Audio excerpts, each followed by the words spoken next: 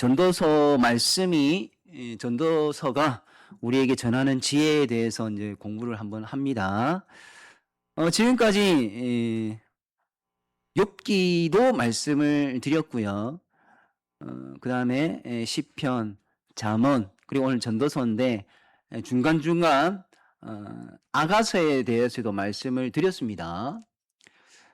성경이 우리에게 가르치는 지혜는요, 일반적인 지혜가 아니라고 했습니다. 우리가 일반적인 지혜는, 세상에 말하는 지혜는, 어떻게 하면 이 상황을 잘 할 수 있는지, 이런 어떤 처세술을 말하지만, 성경은 그렇지 않습니다.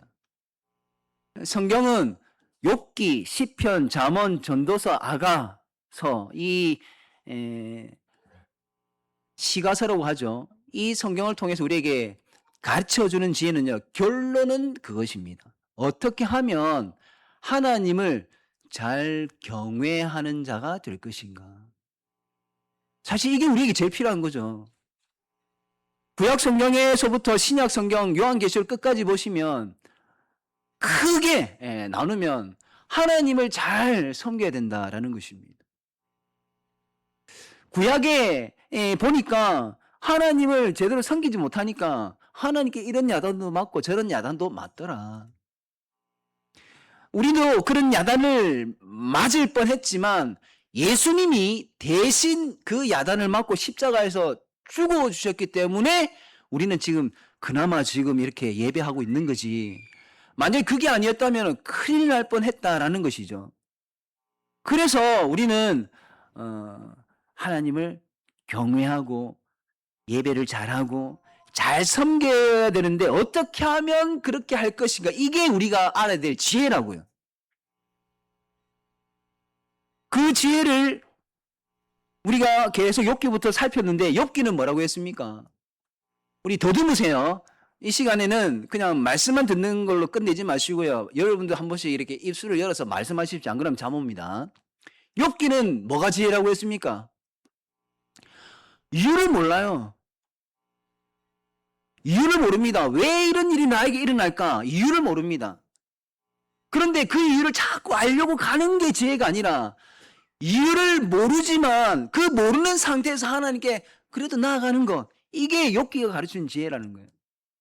우리는 알 수 없다라는 겁니다. 왜? 우리하고는 전혀 알 수 없는 그런 영역에서 계획되는 일들을 어떻게 우리가 아느냐는 거예요. 그리고 하나님께서 이 성경에 말씀하지 않았는데 자꾸 알려고 하면 결국에는 오해를 하게 되고 잘못된 방향성으로 나간단 말이에요. 그래서 모르는 거는 모르는 대로, 그래서 몰라서 도망가는 것이 아니라 그래서 더 하나님께 나아가는 것. 이게 욥기가 가르치는 지혜입니다. 자, 그러면서 성경 아가서가 우리에게 가르치는 지혜를 말씀을 나눴지 않습니까? 아가서는 뭐가 지혜냐? 늦었다 생각했을 때 빨리 결단하는 것. 이 결단은요, 이렇게 해야지 이게 아니라 하나님께서 나에게 주신 포도원이 있단 말입니다. 아가서 8장 12절의 말씀에 보시면 내 포도원이 있단 말이에요. 그 포도원이 뭐냐? 하나님께서 나에게 주신 재능이 있고, 하나님께서 나에게 주신 믿음의 분량이 있고, 하나님께서 나에게 주신 어떤 위치가 있는데 그것으로 만족하는 것. 근데 우리가 가끔씩 곁눈질 하다가 더 좋아 보이는 것. 마치 아가서의 술라미 여인이 솔로몬의 그 영화 부기가 너무 좋아가지고 본래의 사랑을 배신하고 그쪽을 쫓아갔지만 이게 아니구나. 빨리 내 사랑으로 돌아가야지 하고 결단을 했던 그 자세. 하나님께로 빨리 돌아오는 그 결단. 이게 지혜로운 것이다. 이게 성경 아가서가 우리에게 가르치는 지혜란 말이에요. 그러면서 또 지난 시간에는 시편도 공부했습니다. 여러분, 시편이 어떤 특징이 있었나요? 의인 한 명에 악인들이 막 우글우글 거리는데 이 의인 한 명을 둘러싸가지고 막 목살게 군단 말이에요. 우리말로 그냥 다구리를 친단 말이에요. 그러면은 이 의인이 혼자 몰매를 맞다가 그냥 어이구 더 이상 못 버티겠다 해가지고 절로 도망가는 게 아니라 절로 도망가는 게 아니라 우리의 피난처시요 우리의 산성이시요 우리의 요새이신 하나님께로 피하여야 된다라는 것, 이게 시편이 우리에게 가르치는 지혜라고 했습니다. 그런데 이 시편은 좀 추상적이에요. 성경을 이렇게 읽고 묵상해 보시면 시편이 그런 어떤 상황, 그래서 하나님께로 피해야 된다, 이런 것들이 좀 추상적이다 하면, 잠언이라는 이 성경 우리에게 아주 구체적으로 이렇게 해야 된다, 저렇게 해야 된다, 이렇게 하면 안 된다, 똑부러지게 우리에게 말씀을 주잖아요. 그죠? 그러면서 이 잠언이 우리에게 가르치는 지혜는요, 그런 어떤 머리로서, 가슴의 어떤 지혜보다는 머리로서의 지혜, 그래서 명확하게 이렇게 해야 된다, 저렇게 해야 된다라고 가르쳐 준다 했습니다. 하나님을 경외하는 것이 모든 지혜의 근본이다 라면서 바로 직설적으로 우리에게 가르쳐 주지 않습니까? 그러면서 그 지혜가 어떤 측면이라고 말씀을 드렸습니까? 사람처럼 말도 한다라고 했습니다. 그렇게 말로 나오는 이 지혜, 그래서 그 입술에서 나오는 모든 지혜의 말들이 진리가 되었습니다. 진리였잖아요. 알고 보니까 이 지혜, 말을 하고 있는 이 지혜의 단어와 구약 성경의 말씀이라는 이 단어가 첫 출발이 똑같다고요. 단어가 말씀이나 지혜나 똑같다. 근데 이 성경의 요한복음에 오니까 말씀이 육신이 되어 그 말씀하고 똑같은 거예요. 그래서 그 말씀이 예수님이다라는 것을 우리가 공부를 했습니다. 근데 잠언을 공부하면서 굉장히 특징이 하나 있었죠. 뭡니까? 지혜의 반대는 어리석음이 아니라 음녀다. 그래서 잠언 7장과 8장에 보시면 지혜도 사거리에서 막 외칩니다. 근데 음녀도 골목 사거리에서 외쳐요. 지혜는 하나님께로 나아가야 된다라면서 막 사람들을 부릅니다. 근데 음녀는 어떻게 합니까? 나와 사랑을 나누자. 내 남편이 어디 갔다? 출장 갔다면서. 내가 지금 서원제를 마치고 왔다. 예배를 마치고 왔다. 예배했으니까 이제 이렇게 해도 된다. 이런 식으로 음녀가 그런 짓을 한다라고 그렇게 공부를 했지 않습니까? 자, 오늘 그런데 이제 전도서를 들어갑니다. 전도서 하면 우리가 굉장히 유명한 또 말씀이 있죠. 이 말씀보다는 유명한 특징이 있습니다. 뭡니까? 헛되고 헛되니 헛되고 헛되도다. 헛되다라는 말씀이, 단어가 굉장히 자주 반복이 됩니다. 여러분, 이 헛된 것도요, 그 중심에 하나님이 있느냐 없느냐에 따라서 다릅니다. 하나님이 중심에 있을 때에 어떤 헛됨을 발견했을 때는 올바른 방향으로 나아가죠. 근데 하나님이 중심이 되어 있지 않고 하나님은 없고 그냥 모든 삶에 있어 가지고 헛된 이런 것을 느끼게 되면 이 두 가지의 극단적인 상황으로 가더라고요. 혹시 여러분들 들어보셨는지 모르겠습니다. 분리주의라고 들어보셨습니까? 분리주의. 우리 기독교 안에서 분리주의라고 하면은 이게 굉장히 안 좋은 거예요. 분리주의가 뭐냐면, 예를 들면 이렇습니다. 제 아내와 저는 한 몸이에요. 부부로서 한 몸이 되었습니다. 그런데 제가 아내를 밉다 하고 잘라내고 제가 다른 데로 가버리잖아요. 그러면 저는 분리주의자입니다. 반대로 저와 아내는 한 몸이지 않습니까? 저는 제가 나름대로 하나님 말씀대로 열심히 하면서 아내에게 충성 봉사를 했습니다. 그런데 아내가, 지금 아내가 없어서 지금 이야기하는 거예요. 아내가 제가 밉다고 저를 나가라고 한 거예요. 한 번만 봐도 다시는 안 그렇게 해도 저보고 나가라고 하는 거예요. 그래서 제가 쫓겨났습니다. 이거는 분리주의자가 아니에요. 이제 의미를 알겠습니까? 하나님을 중심으로 하지 않고 헛되고 헛됨을 느끼니까 어떤 일이 벌어지느냐? 아이고, 뭐 아무것도 아니네. 뭐 잘 계세요. 저는 가겠습니다 하고 떠나버리는. 교회 안에 하나님의 중심으로 자리를 잡지 못한 사람들이 종종 그런 일들을 벌인다는 거예요. 아, 교회도 별반 다르지 않네. 뭐 사랑 이야기하더만은 사랑 아무것도 없네.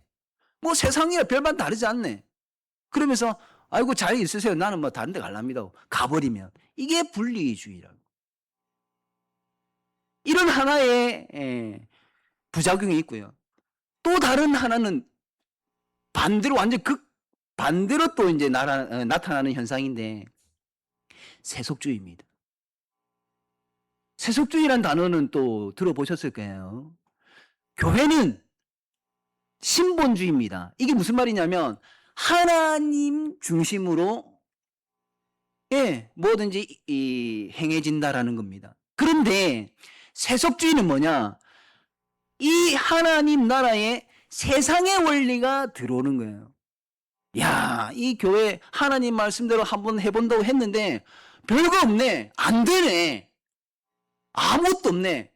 헛됨을 느끼고 그러니까 세상의 원리도 한번 가져와 보자. 이렇게도 해보고 저렇게도 해보자. 혹시 아나? 이렇게 되는 거. 이게 바로 세속주의입니다.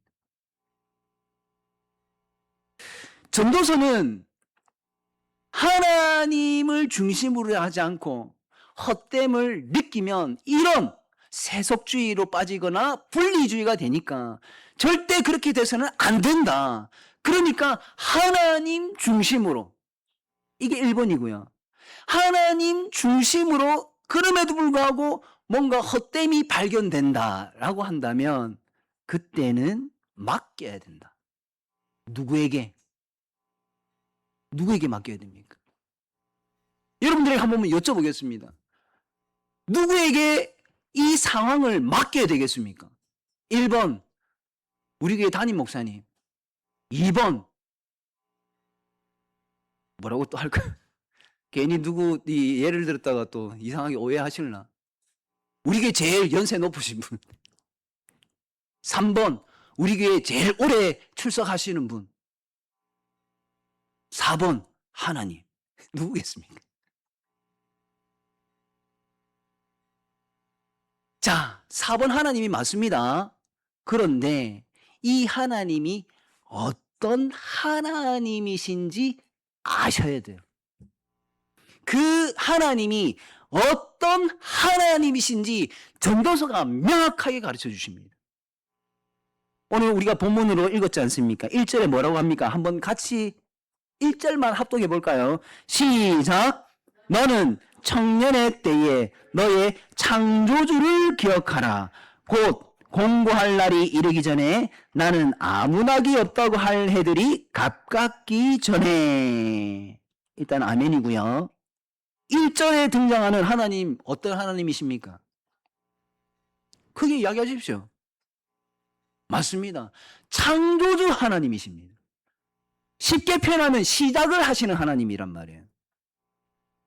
자, 그런데 오늘 본문에는 나와 있지 않지만 충분히 의미는 담겨져 있고 합독은 하지 않았지만 제일 마지막 절인 12장의 제일 마지막 절인 14절을 한번 읽어봅시다. 시작! 하나님은 모든 행위와 모든 은밀한 일을 선악간에 심판하시리라. 아멘이죠. 자, 그러면 14절에서는 어떤 하나님이십니까? 심판하시는 하나님. 다르게 표현하면 끝을 내시는 하나님이십니다. 자, 그런 의미를 가지고 우리가 오늘 1절부터 8절까지 말씀을 합독을 했는데 그 내용이 종말이지 않습니까? 끝을 내시는 하나님이세요.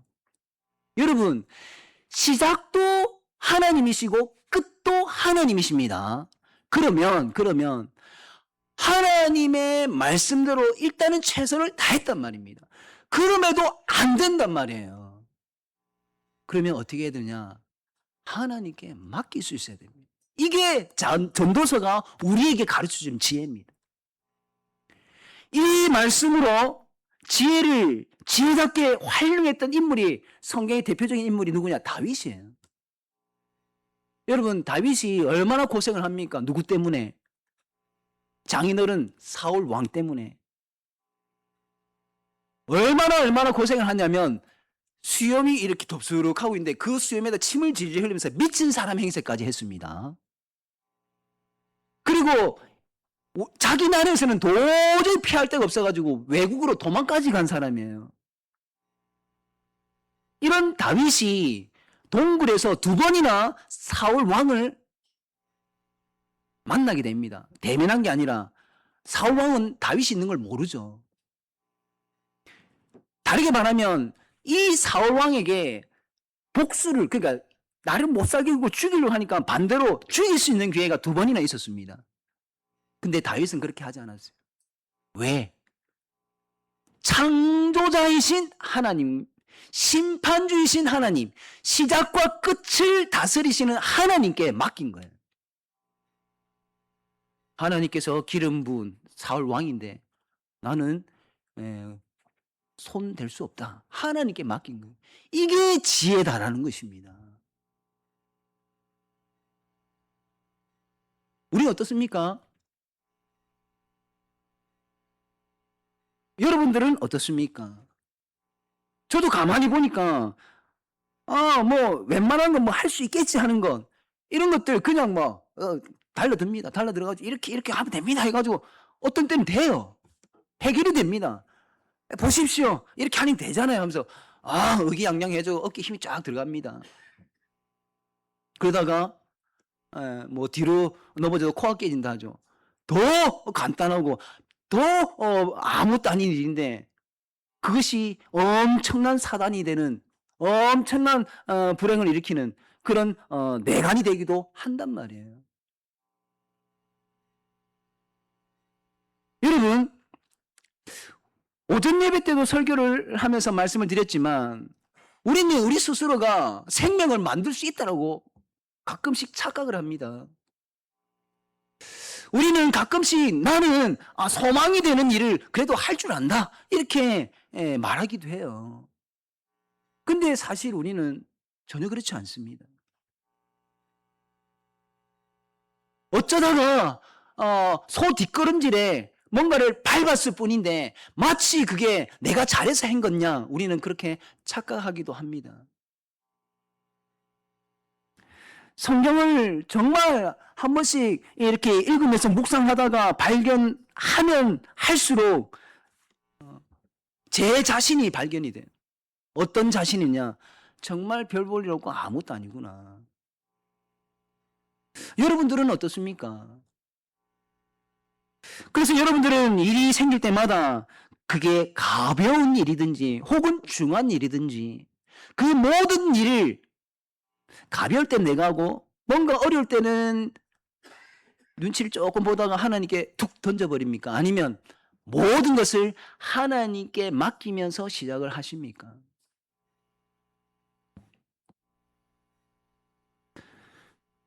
분명히 오늘 말씀의 모든 핵심은 어디에 집중되어 있냐면 헛되다라는 것입니다. 헛되다. 근데 이 모든 헛됨을 어떻게 우리는 이해를 하고 그 가운데 어떻게 살아내야 할 것인가라는 것은 굉장히 큰 문제입니다. 그래서 그 헛됨을 느끼고 도망가시겠습니까? 아니면 자리를 지키면서 이런저런 방법을 동원해 보시겠습니까? 아니면 그래서 하나님 앞에 엎드리시겠습니까?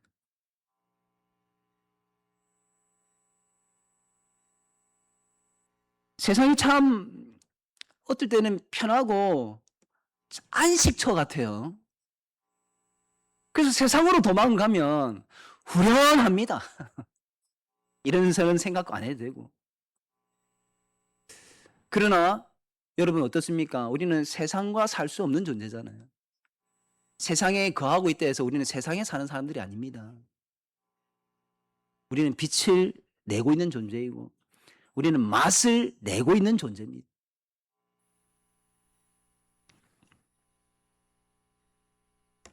분리주의자가 되겠습니까? 아니면 세속주의자가 되겠습니까? 분명히 하나님은 모든 것을 심판하실 것입니다. 우리는 예수님을 믿는 존재이기 때문에 지옥, 천국으로 심판을 받지는 않겠죠. 그럼에도 불구하고 분명히 우리는 심판대 앞에 분명히 섭니다. 그 심판대 앞에서 하나님께서 분명히 우리에게 몇 말씀을 하시겠죠. 이제 그때 무슨 말씀을 할지 굉장히 이제 궁금해지는 겁니다. 성경에 보니까 잘했다 칭찬을 하실 수도 있고, 그죠? 뭐 다른 거는 말씀이 없으니까 무슨 말씀 하실지는 모르겠습니다. 그래서 적어도 그 말씀이 있으니까 잘했다 칭찬받는 저와 여러분이 되어야지 않겠습니까? 오늘 우리 성시현 집사가 앞에 나와서 찬양 인도를 했습니다. 우리 조하은 집사가 반주를 합니다. 오전부터 오후까지 방송실에 미리 오셔가지고 자막도 치고 그렇게 수고를 했는데 직분자들 나름대로 맡겨진 일을 열심히 합니다. 식당 봉사, 그 하기 싫은 일을 갖다가 그래도 합니다. 왜? 당이가 맡겨주셨으니까. 근데 그렇게 수고를 하고 나서도 잘했다 칭찬을 못 받는다면 이것만큼 헛된 일이 어디 있겠습니까?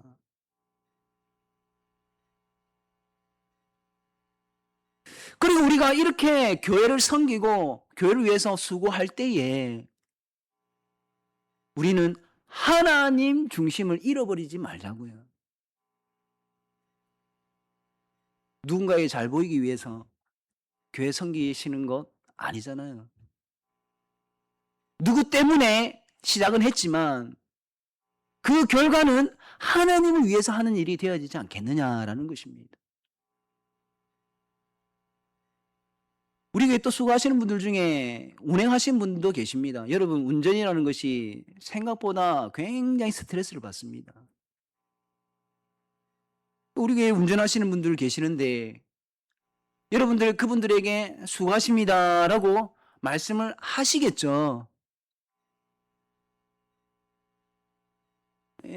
구석구석에서 수고하시는 분들 아마 여러분들 눈에 보일 겁니다.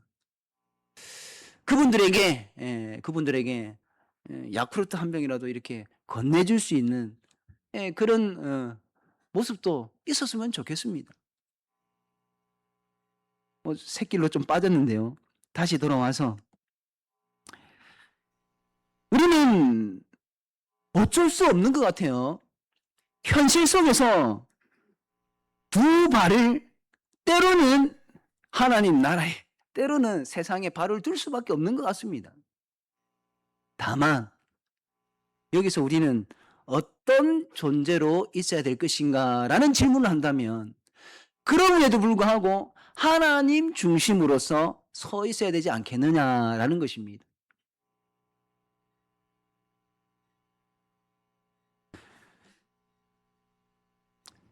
우리가 세상 가운데 있으면서 앞서 제가 말씀을 이렇게 언급을 했는데 참 편합니다. 참 편합니다. 그런데 우리는 이미 잠언을 공부했습니다. 우리를 편하게 유혹하면서 교회에서 그 발을 조금씩 빼게 만든다면 그게 음녀라고요.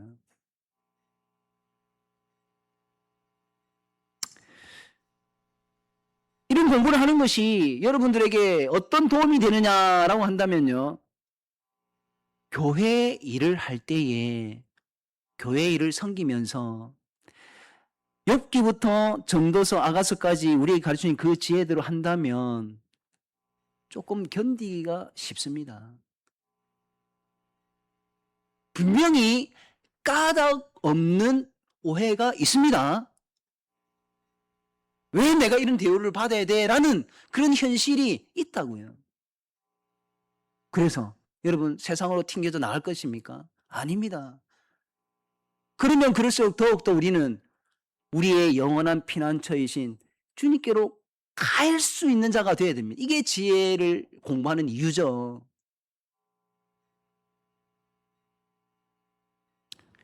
그러면서 우리는 하나님 앞에 좀 원망 섞인 하나님께 좀 하소연도 하십시오. 하나님, 적어도 예수 믿는 사람이라면, 적어도 우리 교회 성도님이라면 이렇게 해서는 안 되잖아요. 무슨 이유가 있어서 그런지는 모르겠지만 하나님은 다 아시니까 그럼 하나님께서 알아서 해주십시오. 이렇게 맡길 수 있는 이 전도서의 지혜까지도 가자라는 겁니다. 때로는 목사인 저 때문에라도 상처받을 수 있을 거예요. 제가 생각보다 조금 뭐라고 표현해야 됩니까? 따뜻한 온기가 좀 없는 것 같더라고요. 저는 그렇게 하려고 하는 건 아니지만 이렇게 느껴지는 게 조금 이렇게 뭐라고 할까, 드라이하다, 건조하다 해야 됩니까? 그래서 상처를 받을 수도 있고, 또 그래서 저는 그렇게 안 하려고 하는데 그렇게 안 하려고 오버를 하다 보니까 또 실수가 생기고 이런 부분이 있더라고요. 근데 저만 그렇겠습니까? 오늘 이 자리에 100명 있으면 100명 다 그런 어떤 특징들이 있기 때문에 서로 오해가 생길 수도 있고 본심이 그건 아닌데 잘못 전달이 되는 경우도 있을 거예요. 그때 이제 속상하죠. 그때 문제가 일어납니다. 그때의 시작이고 끝이신 하나님께 맡길 수 있는 지혜가 우리에게 필요하다라는 것을 잊지 마십시오. 그래서 이 마지막으로 우리가 한번 깊이 한번 생각해 볼 것을 숙제처럼 한번 던져 드립니다. 무엇을 한번 생각해 보기를 원하면 참 좀 뭔가 기대를 하고 있었는데 그 기대와 그 기대감이 좌절되고 내가 기대했던 것과 다른 어떤 반응이 일어난다면 참 의미가 없구나라는 헛됨을 경험할 수 있습니다. 야, 정말 이 시대에 맞지 않게 너무 꼰대처럼 그리고 너무 구시대적인 그런 생각들을 하고 있다라면서 왜 교회는 세상보다 늘 한 걸음 늦을까? 뭐 이런 것도 느낄 수 있고요. 그러면서 어떤 하나님께서 분명히 우리 교회에 세워놓으신 진리에 입각되어 있는 질서를 무시하려고 한 것은 아니지만 본의 아니게 그런 질서를 내버리려고 하는 마음이 생길 수 있단 말입니다. 그럴 때에 나는 지금 제일 소중한 것이 무엇인지를 알고 있는지 모르는지를 한번 스스로에게 점검하시고 답을 한번 구해보십시오. 저는 그 답에 십자가라는 이 프리즘이 나와야 됩니다. 십자가라는 것이 나오지 않으면 가장 소중한 것이 무엇이냐라고 질문을 했는데 자꾸 다른 것부터 먼저 생각한다면 십자가를 생각할 수 있도록 여러분들 다시 이 내면을 다지십시오. 왜 그러냐면 여러분 십자가를 통해서 세상을 보는 것과 세상의 다른 많은 원리들을 가지고 바라보는 것, 내 눈에 들어오는 것이 다릅니다. 정말입니다. 특히 교회 안에서는 더 그렇습니다. 여러분들이 수고하고 여러분들이 열심을 내는 그 부분에 그 영역에 십자가라는 것을 딱 두고 보십시오. 그러면 답은 나옵니다. 쉽게 말해서 무엇을 말씀을 드리냐면 예수님은 나를 위해서 십자가 달려 죽어주셨는데 내가 교회에서 이 부분 이 정도는 할 수 있어야 되지 않겠느냐라는 스스로의 분석이 된다고요. 그게 바로 십자가를 통해서 바라보는 것입니다. 마무리를 하겠습니다. 우리가 버리는 것이 정말 헛된 것인지 아니면 내가 지금 버리고 있는 것이 소중히 여겨야 할 것인지를 잘 분별하십시오. 자칫 잘못하면 분리주의자가 되고 자칫 잘못하면 세속주의로 빠집니다. 하나님 중심으로 한 주간을 잘 살아내는 저와 여러분이 되기를 바랍니다. 우리 한번 찬송